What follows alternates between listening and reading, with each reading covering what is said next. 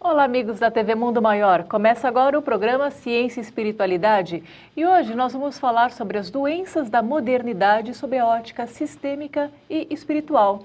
Para isso estou com o Dr. João Lourenço, ele é médico psiquiatra e também psicoterapeuta. Bom, Dr. João, muito obrigada por estar aqui no Ciência e Espiritualidade. Eu que agradeço. E doenças da modernidade, existem doenças que são mais modernas que outras? Eu acho que o que faz as doenças serem modernas é a publicidade em cima delas. Que para mim fica muito claro que criar doenças com nomes mais marqueteiros, vamos dizer assim, vende mais remédio também. Com certeza. Então, isso que se chama de modernidade, eu acho que é só uma visão nova de doenças antigas, mas revistas e aumentadas para fins comerciais. Certo, e algumas doenças de fato parecem que estão aumentando, como você mesmo disse, talvez pela publicidade, né?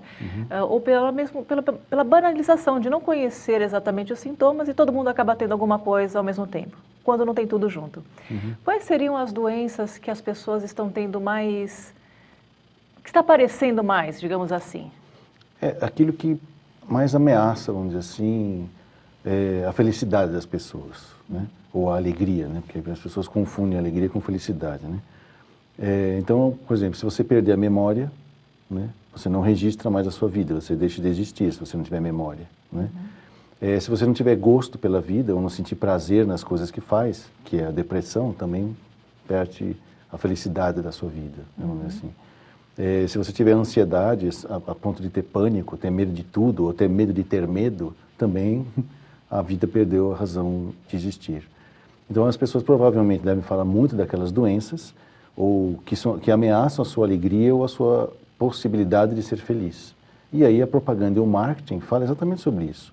O tempo todo você é feliz se tiver aquela roupa, você vai ser alegre se tiver aquele carro, mas você só vai poder usar aquela roupa e aquele carro se não perder a memória, se não tiver ansiedade e se não tiver deprimido.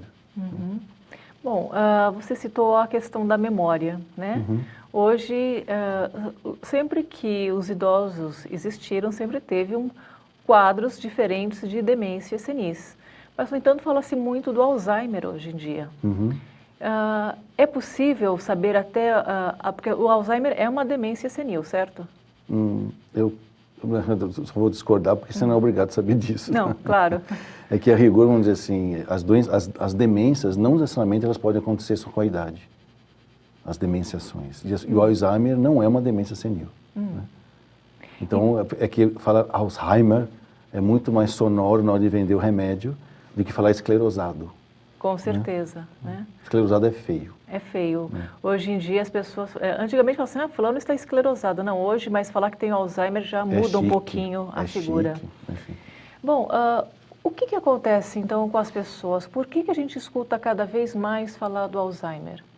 Eu acho que é por causa da propaganda e do marketing, e esse nome é sonoro, e acho que se baseou em alguns artigos científicos que para mim foram feitos de maneira tendenciosa, ou seja, com claros conflitos de interesse, ou seja, quem fez o trabalho científico recebeu dinheiro das empresas que fazem remédio para fazer o trabalho científico. Então existe um claro conflito, né, de interesses, né?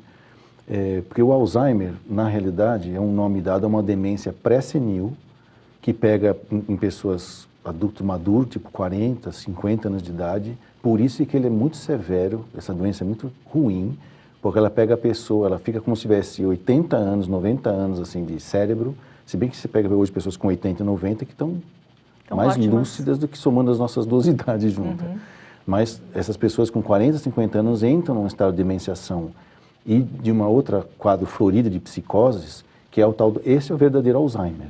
Só que generalizou-se isso, colocando todo o quadro de demenciação como o nome de Alzheimer, que isso, como eu falei, é uma maneira mais publicitária de você falar sobre uma coisa tão triste e que pode pegar as pessoas numa idade bem difícil, que é a idade madura, produtiva, não é o idoso. E acaba mascarando também, né, a real doença. Sim, porque o diagnóstico de Alzheimer você teria que ter acesso a uma biópsia cerebral para você poder saber se está tendo aquele depósitos de amiloides que vão decompondo ou distorcendo a função do neurônio. Hoje o pessoal consegue fazer isso por imagens, ou por ressonância magnética, com emissão de pósitrons, PET scan, dá para você induzir, ó, tá havendo uma degeneração. Se é por depósito de amiloide ou não, não é isso que vai fazer o diagnóstico de Alzheimer. Então eu posso ter depósito de amiloide com 80, 90 anos, mas aí já não é mais Alzheimer, é uma demência senil. É por causa da idade. Agora, com 40, 50 anos, por que está tendo isso? Então, realmente é uma outra patologia, uma outra fisiopatologia, provavelmente de herança genética, que acometem o adulto maduro, não o idoso. Né? Certo. Bom, mudando para uma outra doença da modernidade, a depressão. Sim. As pessoas hoje confundem muito o que é uma tristeza, o que é uma depressão, ou é apenas uma alegria em aumentar, em intensificar um quadro? Talvez é uma coisa interessante, porque eu acredito que o mundo está triste, em função dele estar se constatando que não existe uma razão para viver, a não ser comer, comprar, trabalhar, gastar, até que chega uma hora que isso não tem mais sentido e aí eu tenho que estar fazendo a minha happy hour. Como nem a happy hour resolve mais a minha vida, então eu caio numa sensação de que não tem para que viver. Isso é uma tristeza coletiva, universal, que é uma questão de o para quê da vida, é uma questão existencial. Tá? Quem tem predisposição à depressão orgânica mesmo, geneticamente falando, isso é um cadafalso. Entrar nesse sistema pode ser o gatilho de uma depressão endógena, que não é tão comum assim. Tá? As estatísticas, quando você faz diagnóstico bem feito de uma depressão endógena, que veio lá do cérebro, herdado geneticamente, ela não é tão comum como essas depressões que estão acontecendo hoje em dia, e porém cai numa vala comum que vai vender remédio igual para todo mundo. E como que, assim, lógico, a pessoa talvez, dependendo do seu quadro, ela não consiga diferenciar, mas até onde a tristeza é uma tristeza, e a partir de quando ela é uma depressão? Então, o pessoal tentou usar critérios para isso, escalas para isso, que eu também não concordo com essas escalas. Porque pode ser muito variável para cada pessoa. Pode, de acordo com a cultura, com a crença e com o aprendizado da pessoa. Porque você aplicou 3 vezes a escala da pessoa, ela já aprendeu o que você vai perguntar.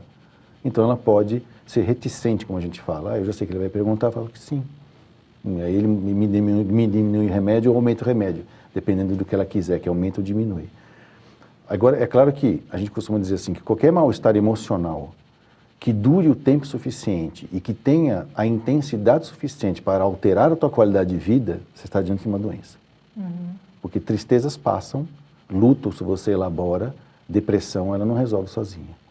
Então, é como uma pessoa fala assim, eu estou fazendo a profilaxia do infarte. O que você está fazendo? Estou subindo todos os dias no meu prédio andando de escada. Eu falei, mesmo? Eu não sabia que você fazia isso. Na realidade, que eu tenho fobia de elevador. Ah, sim, já é um outro quadro. A gente vai percebendo que as pessoas podem mascarar o seu comportamento. Né? Com certeza. Bom, a gente vai falar um pouquinho mais sobre o comportamento das pessoas e como isso pode alterar a sua saúde no nosso próximo bloco. Voltamos já já.